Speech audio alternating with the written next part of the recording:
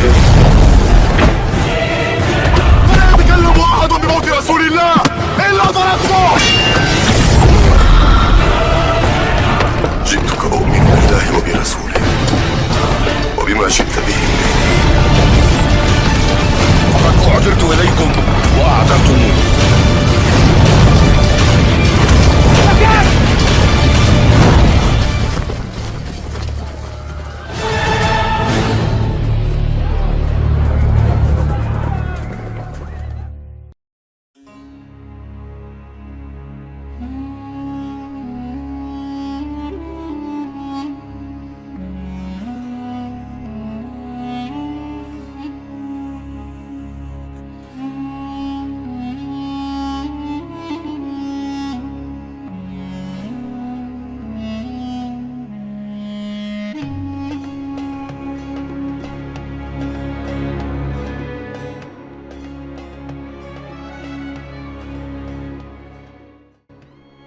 Nabi Yusha mengemban amanah sesudah wafatnya Nabi Musa. Yang dimaksud adalah Nabi Yusha bin Nun alaihi salam. Allah subhanahu wa ta'ala telah menyebutkan namanya di dalam Al-Quran secara tidak jelas, yakni tidak terang-terangan dalam kisah Khidir, sebagaimana yang telah dikemukakan sebelumnya, yaitu dalam firman-Nya. Dan ingatlah ketika Musa berkata kepada muridnya. Quran Surat Al-Kahfi ayat 60. Maka, tatkala mereka berjalan lebih jauh, berkatalah Musa kepada muridnya, bawalah kemari makanan kita. Quran Surat Al-Kahfi ayat 62. Telah kami sampaikan pula sebelumnya tentang hadis sahih yang diriwayatkan dari Ubay bin Ka'ab radhiyallahu anhu dari Nabi Shallallahu Alaihi Wasallam yang menegaskan bahwa dia adalah Yusha bin Nun. Dan menurut ahli kitab, yakni dalam kitab Perjanjian Lama, kenabian Yusha ini disepakati.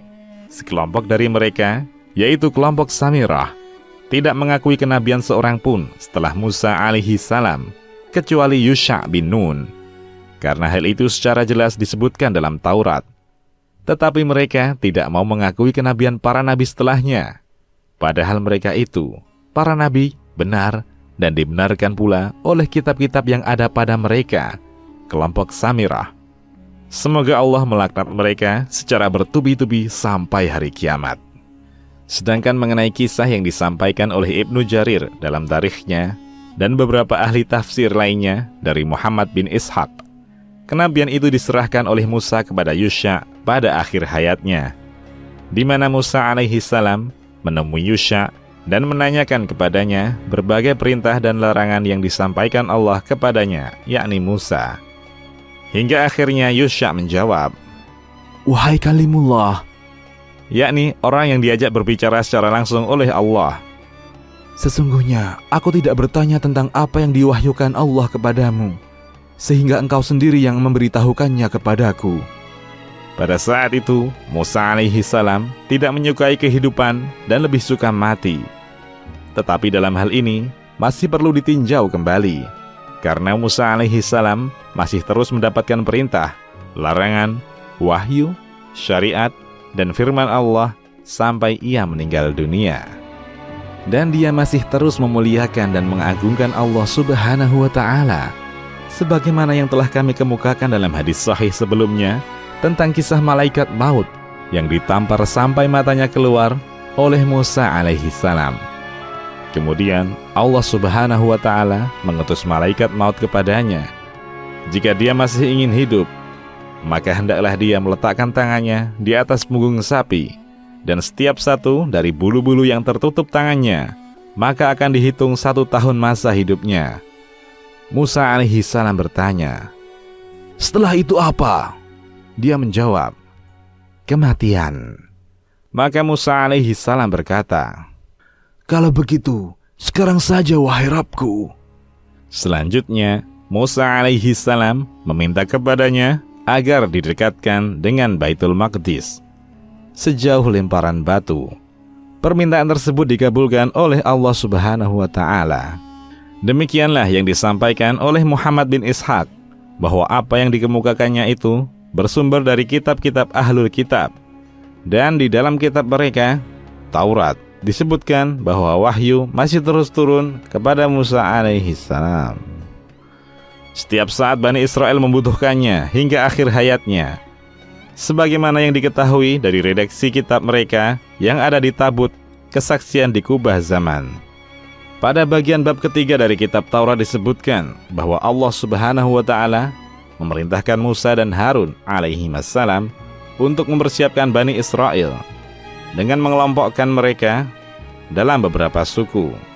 Keduanya diperintahkan agar mengangkat seorang pemimpin untuk setiap suku yang terdiri dari 12 orang. Hal itu dilakukan agar mereka siap untuk berperang menghadapi orang-orang perkasa ketika hendak keluar dari padang pasir, dan itu terjadi setelah mendekati 40 tahun.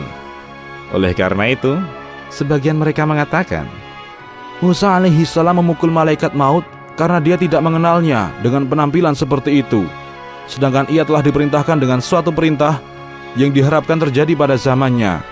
Namun Allah Subhanahu wa Ta'ala mentakdirkan hal itu terjadi pada zaman muridnya, Yusha bin Nun alaihi salam. Sama halnya dengan Rasulullah Sallallahu Alaihi Wasallam saat hendak menyerang bangsa Romawi di Syam, yakni Syria. Ketika sampai di Tabuk, kemudian beliau kembali lagi pada tahun itu, yaitu tahun 9 Hijriah. Setelah itu, beliau haji pada tahun ke-10 Hijriah, kemudian pulang kembali untuk kemudian mempersiapkan pasukan Usamah bin Zaid radhiyallahu anhuma guna berangkat ke Syam. Dan beliau ingin sekali keluar bersama mereka sebagai wujud ketaatan pada firman-Nya.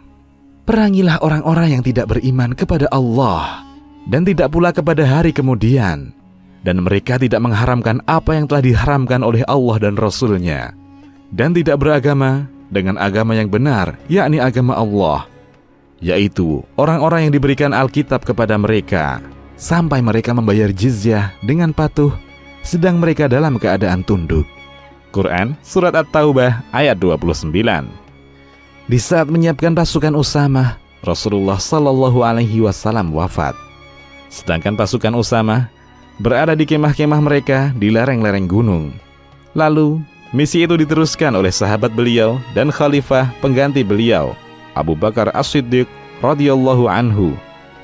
Ketika Jazirah Arab bersatu kembali seperti sedia kala dan kebenaran kembali tegak, Abu Bakar radhiyallahu anhu menyiapkan tentara untuk menyerang kanan dan kiri menuju Irak, pengikut Kisra, Raja Persia, dan ke Syam, pengikut Kaisar Raja Romawi.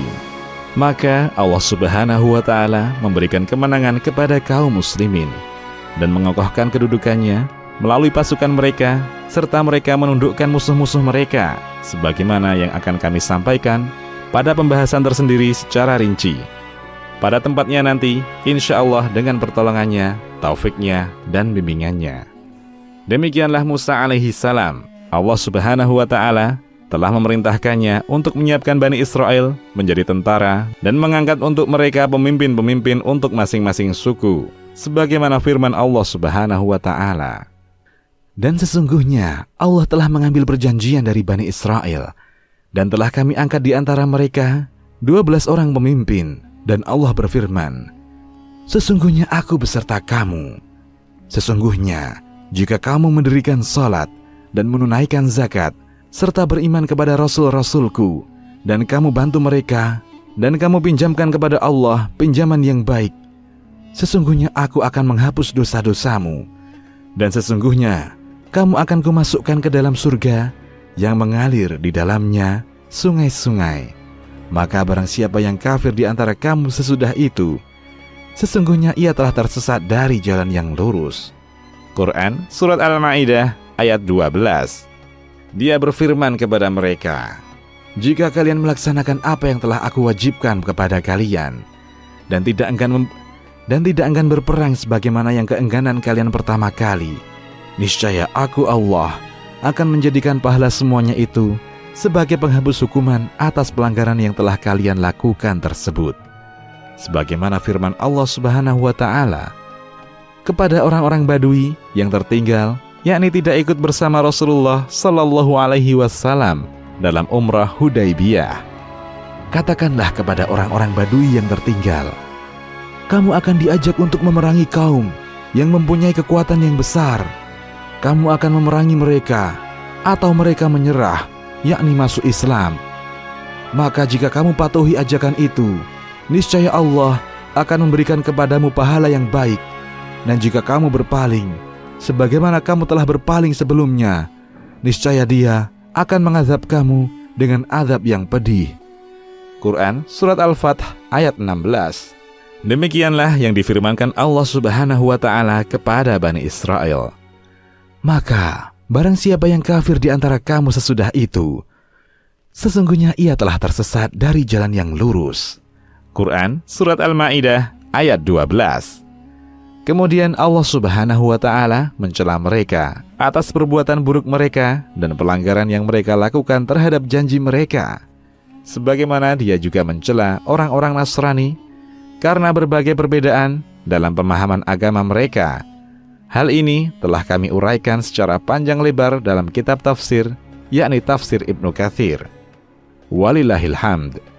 Maksudnya, Allah Subhanahu wa Ta'ala memerintahkan Musa alaihi salam agar menuliskan nama-nama orang yang akan ikut berperang dari kalangan Bani Israel, yaitu mereka yang memanggul senjata dan ikut berperang. Dia juga diperintahkan agar mengangkat pemimpin untuk setiap suku. Demikian, Allahu a'lam.